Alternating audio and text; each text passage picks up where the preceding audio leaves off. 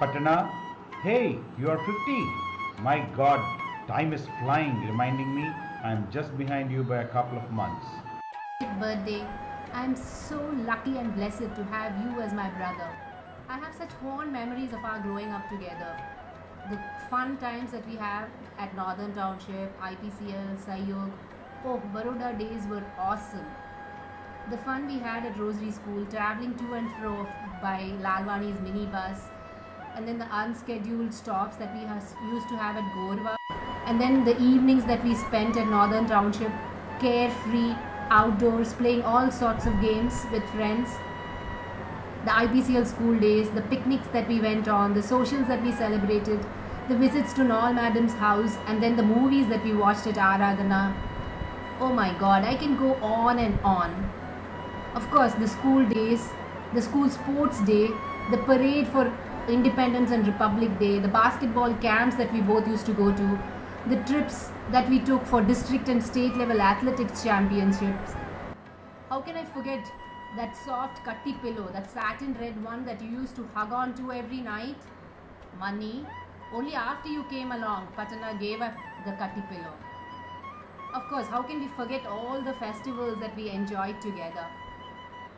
The kite flying that we did together on the terrace during Shankaranti, and then running down in between to scream Pongalo Pongal and rushing back again, looking longingly at the other kites in the skies as the puja was going on. It was all so much fun. Then of course the rangoli that I used to make for Diwali, sitting up at night while you gave all your expert opinions. Then our visits to all our friends' houses on Gujarati New Year Day. Oh, we used to go more to eat the mouth-watering, delicious mathias and gugras than to wish them Besta Varasnu Mubarak. Remember, Amma used to be so embarrassed.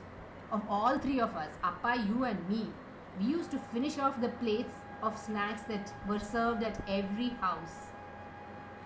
Our trips to Hyderabad and Neyveli during summer vacations, and then our discussions at night during dinner time around the table when we sat and discussed everything that happened during the day and other topics under the sky. Things changed after you moved to the US. I also got married, moved on. But one thing has not changed and will not change, and that is my love and respect for you. I sincerely pray to Almighty to grant you a healthy, happy and prosperous life. Happy birthday, Parna!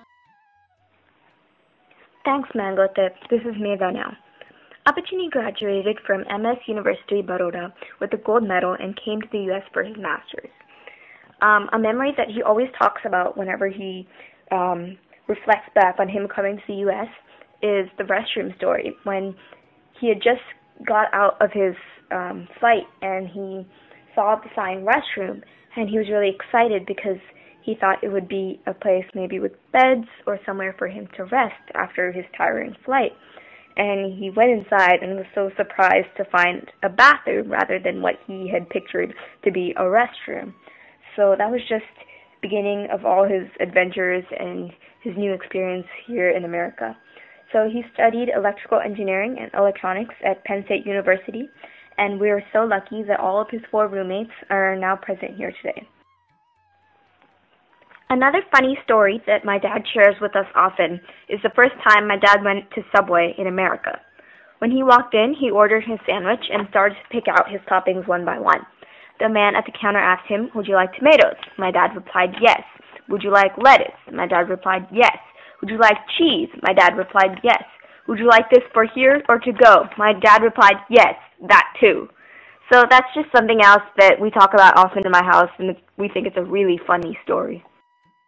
So after finishing his master's, Apachini joined Intel, and Apachini's Tata wanted to see his grandson married in the next few years. So that was another major event going on in his life. Although it was an arranged marriage and Jadon Patu na Kalyana Machu, it was love at first sight on Ponpakarere. A funny story that my mom tells us all the time is when my dad first came to her house on Ponpakarere to see her and to see like how everything was. And தாத்தா சொல்லிட்டே இருந்தா அம்மாட்ட பாடு பாடுன்னு like எல்லாம் காமிக்கிறதுக்கு எவ்வளவு நல்லா பாட முடியும், எவ்வளவு நல்லா சமைக்க முடியும் இந்த மாதிரி. அண்ட் அப்பா இருக்கட்டும்னு இன்சிஸ்ட் பண்ணிட்டே இருந்தா பாட வேண்டான்னு.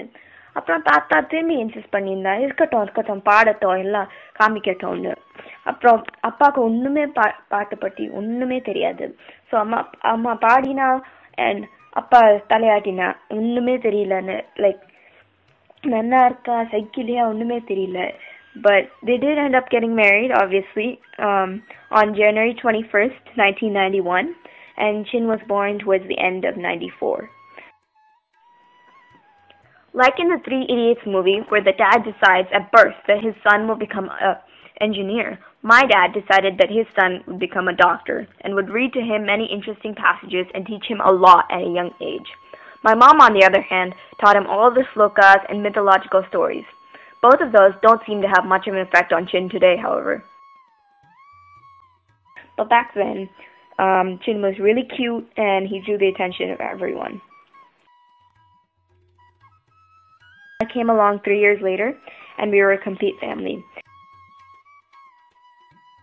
Apachini would take us to libraries, museums, sports games, and so many different things, but it's important to note that he never took us to any patu or singing events because, as demonstrated by the Ponpakara Day, he had no idea what was going on in that field.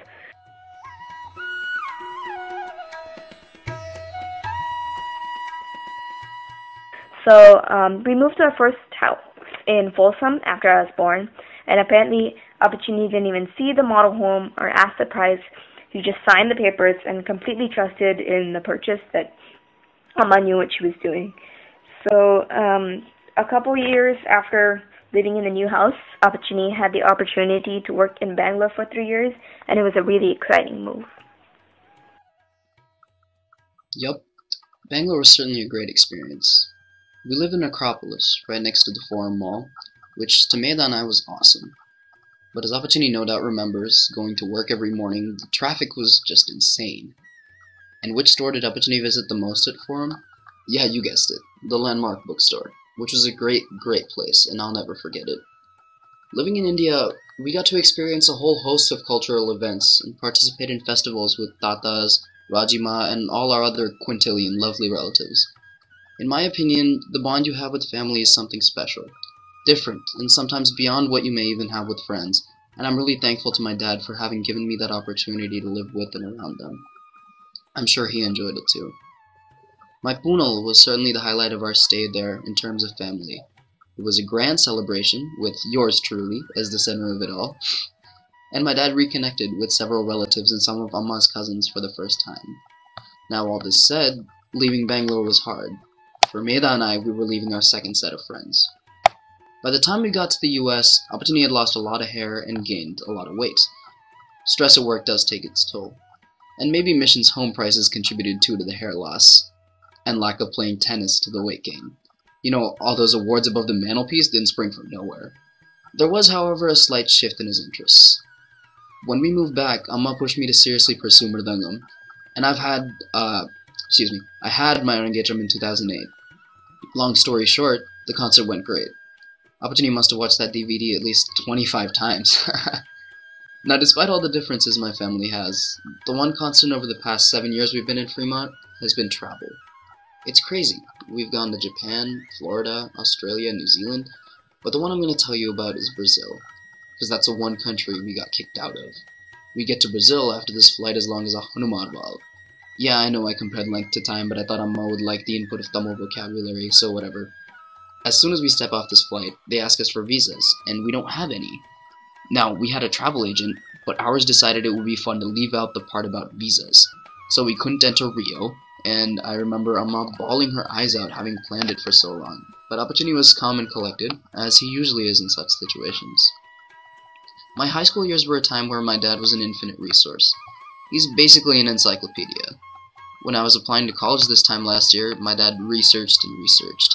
He has folders, documents, spreadsheets filled with information that he collected. Even when I cared less than he did, he made it a point to motivate me and do all he could so I could do my best. And of course it's annoyed us both over the years, but I couldn't have gotten so far without him.